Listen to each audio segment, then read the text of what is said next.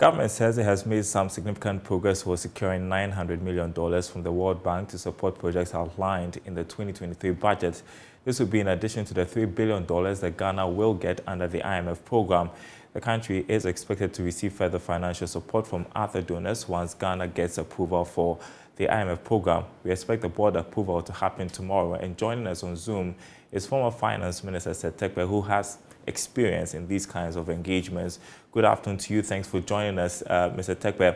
All things being equal, we should secure board approval for a program tomorrow from the IMF. Your thoughts on how this has unfolded and how upbeat are you about the impact of this program on our economy? Well, thank you very much. No doubt the impact, will be positive to some extent because, to a large extent, because the confidence in the economy is shaking. We are unable to go, remember, into the global financial markets. We are unable to issue domestic bonds. We are virtually dependent,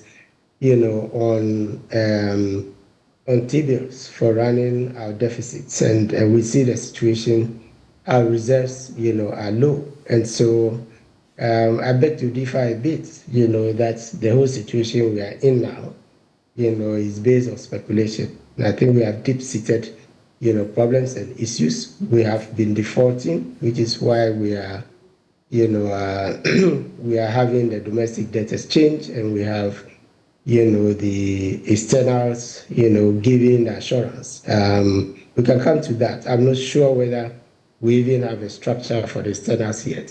The board meeting is envisaged on a promise or on a premise that, the negotiations, will go well, because I don't see anything that tells us that we have completed those negotiations. And that is because it's important, that the country does not go down a more slippery, road.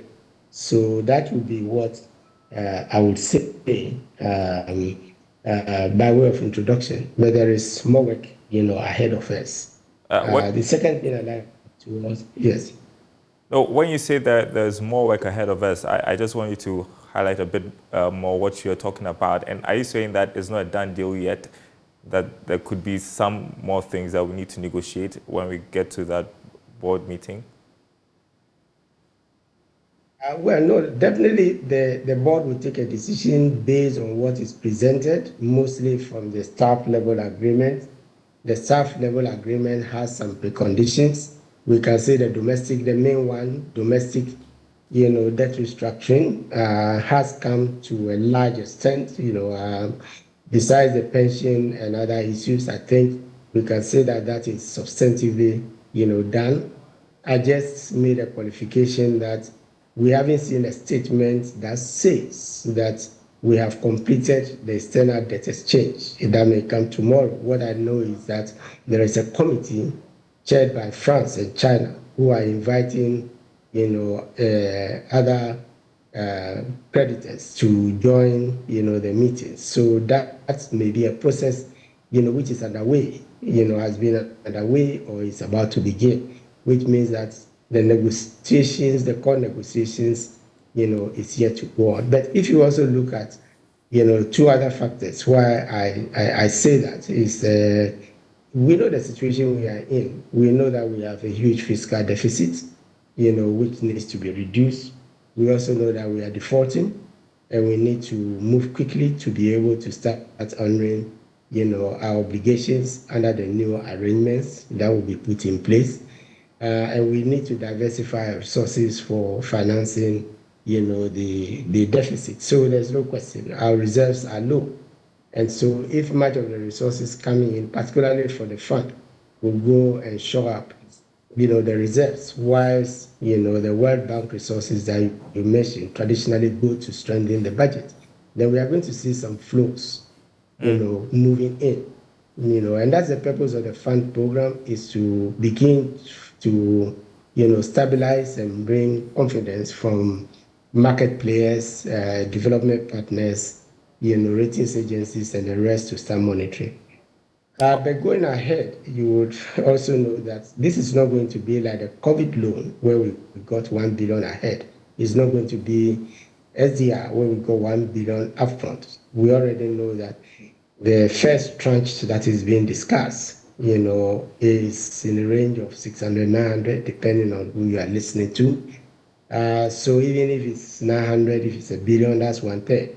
And we all know from even what the Deputy Minister has stated, that there will be what we call the performance criteria. I take it that we have fulfilled most of the prior actions. For example, the tax measures, the expenditure measures, besides the debt exchange, which may not be completed.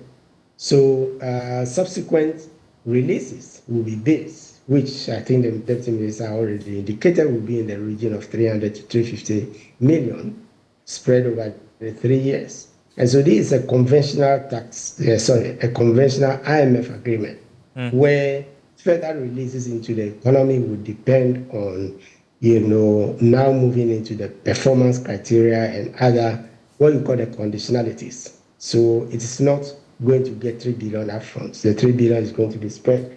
A good example is the ECF under the Mahama administration, which was continued into 2017. Much of that revenue went to, the current administration. And so we envisage that depending on the outcome of the elections, this program is going to be continued. This will be the second time that our programs have strapped, overlapped, election years. And so depending on who wins, that government is going to continue, even if it's a new phase. Hopefully it will be then NDC. Of course, to show a little bit of bias, but and I think the record is also there. But coming back to the issue, definitely releases are going to be based on performance, and that's the essence of reviews. You remember the Deputy Minister also mentioned there'll be about 6 reviews. These are constant. We had about 6, 7 reviews, under the last ECF, and this is a conventional. So to repeat, this is a conventional IMF, agreement. And what normally happens is that the development partners, the World Bank and others, would also, apart from the initial releases that they will be making, subsequent ones will also be based on the same performance. That's why the IMF is very important when it comes to, developing economies. Great to explain this to us, because there's already reporting that we should expect the Bank of Ghana's accounts to be credited with the first tranche of payments by Monday next week. And I've heard commentary from others who say, well, Zambia didn't get their monies this fast, as well as some other countries. And so they're wondering, why is Ghana getting their monies almost immediately? But as you explained, this is novel. Yes, remember that if you put that in context, we would get much of the full story. But if you put it in context, the May board meetings have been published. Ghana is not there yet. So I take it that this will be some expedited, meeting. Maybe the fact that we have come in late, does not necessarily suggest that we have not done well by way of things that the board needs to consider. The fact that we have come in late may also mean that we have moved on our prior actions, the taxes. We've moved on maybe 2/3 of them. We've moved substantially, maybe 85, 90% on domestic, and what is left is the external. So yes, it's the prerogative of the board to then say that, we have come fast enough, given also our experience, with 17 programs and the rest. And remember, there are, public servants. Politicians come and go, but there are public servants in the Ministry of Finance and other ministries, who work on both the austerity element and in the structural element, which affects, the real sector. So that is the point I'm making. So I think the justification as to why Ghana is coming in will definitely be given, by the staff, to the executive directors before the meeting. So we would all hope that, the expectation that there will be a meeting tomorrow, will materialize. And then there will be that would have meant that most of the prior actions will be considered. Whatever is left, would have to be done. Would have to be done by the time the first review takes place. That is normally every 6 months. In addition to the performance criteria or the other actions that we have to do. And when I say performance criteria, let me give a practical example. Maybe your deficit is around 12%. You need to bring it down to 6%.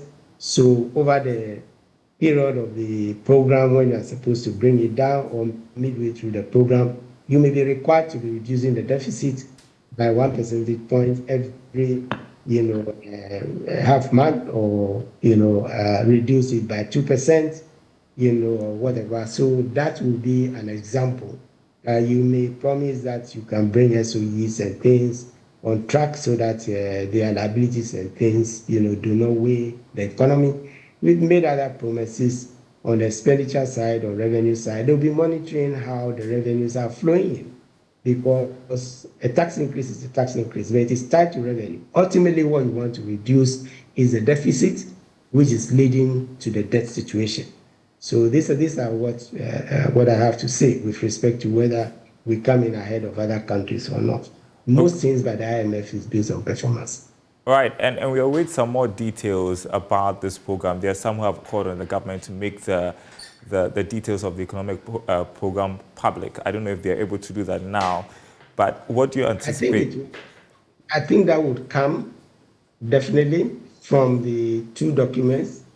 The letter of intent, which will be signed by the Minister for Finance and the Governor. So when the agreement is released, you can look out for that. The other one is a memorandum, of economic and financial performance, which assesses the economy. Then you will have appendices, to them on real sector performance, GDP performance, and various other things, and possibly the debt sustainability analysis that were done, which we have not seen yet. So, Darren, I think that once those documents are published on the IMF website, then we'll see, what prior actions we gave, what, PCs, as we call them, that is the performance criteria, and other conditionalities. They'll be listed normally in the table and when they need to be. So we can then come back and have a discussion on that. By the moment, I think it will be speculative, apart from what we know of the taxes and the rest. Yeah. What should Ghanaians expect? I mean, you indicated this is good for the economy, but then the next few years, what is it going to be like in terms of the conditionalities placed on us? I would hope for real reforms, because yes, for example, let me give you an example. We do blame COVID quite a bit, and there's no question that COVID affected the economy. But if you come to think that we also got $6 billion of dedicated resources for COVID, when no government has ever gotten $1 billion to correct the economy, maybe $1 billion plus when you add, the World Bank, development partners, and the rest, right? But remember, the total contribution, I don't think would be up to $2 billion, 2.5 of all those, and over a 3-year period. Remember, not a single year, but here we are between 2019, 2020, 2021. We had all the significant flows into the economy, and yet we couldn't turn things around.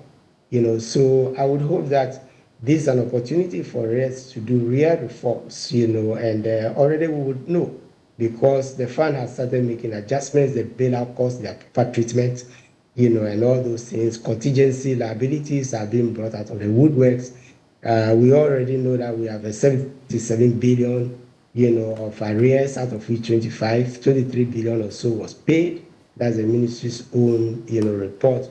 Yes, so there will be a lot of information. So yes, the success will depend on real performance, and I think that the fund will be quite alert to make sure that, because remember, what we are receiving from the fund, which could also be impaired, is a loan. And so I think we better perform. Yes. Great to speak with you this afternoon, Mr. Tekpe. Hopefully we'll have some more conversations when the deal is finally sealed. I appreciate your time with us this afternoon.